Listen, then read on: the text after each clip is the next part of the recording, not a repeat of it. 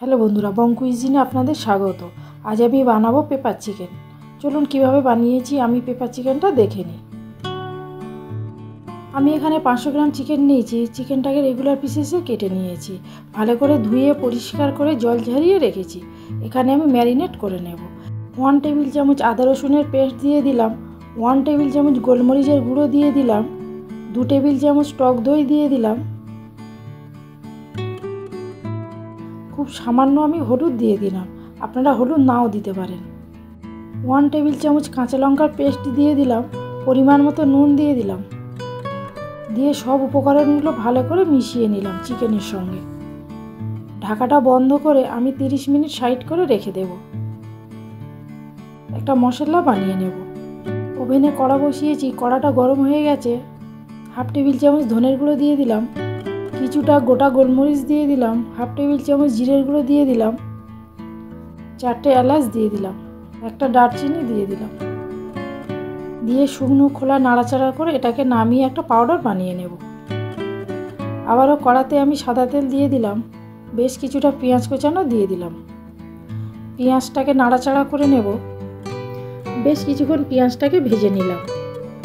এখানে মাঝারি সাইজের একটা টমেটো পেস্ট করে রেখেছিলাম, সেটা দিয়ে দিলাম। ভিডিওটা আমার করা হয়নি। টমেটোর কাঁচা গন্ধ চলে যাওয়া পর্যন্ত কষিয়ে নেব। টমেটোর কাঁচা গন্ধ চলে গেছে, এবারে আমি চিকেন ম্যারিনেটটা দিয়ে দিলাম। 2 থেকে 2.5 মিনিট চিকেনটাকে কষিয়ে নেব।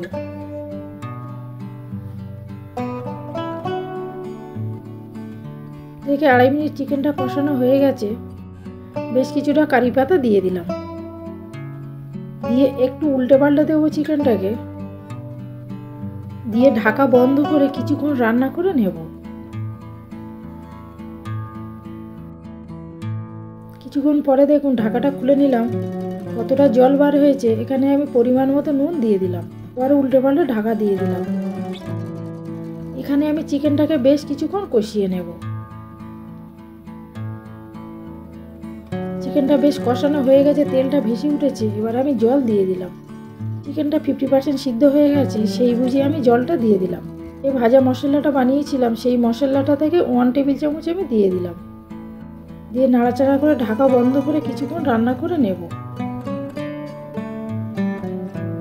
কিছুক্ষণ পরে ঢাকাটা খুলে নিলাম। দেখুন গ্রেভিটা কত ঘন হয়ে গেছে। আমার রান্না প্রায় শেষের দিকে। ঢাকাটা বন্ধ করে স্ট্যান্ডিং টাইমে কিছুক্ষণ রেখে আমি পরিবেশন করে দেব। আমার রান্না কমপ্লিট হয়ে গেছে, পরিবেশন করে দিলাম। আমার রান্না যদি ভালো লেগে থাকে কমেন্টের মাধ্যমে জানাবেন।